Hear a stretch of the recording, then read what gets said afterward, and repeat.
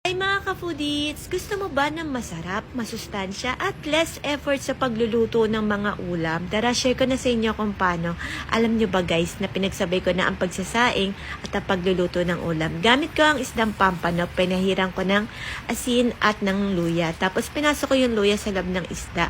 Maglagay ng sesame oil, ipahid sa isda, paghaluin ng onion leeks, ginger at light soy sauce. Tapos ilagay mo to sa isda at balutin ng foil.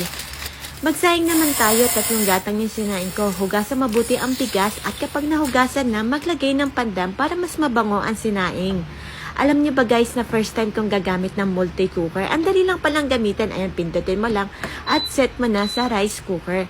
At nagulat ako, mas madaling naluto ang bigas, so sinet ko pa ulit ng steam para maluto naman ang isda. Ayan, luto na. O, diba? Ang dali lang lutuin. Ang sarap pa. Yun lang, share ko lang. Bye-bye!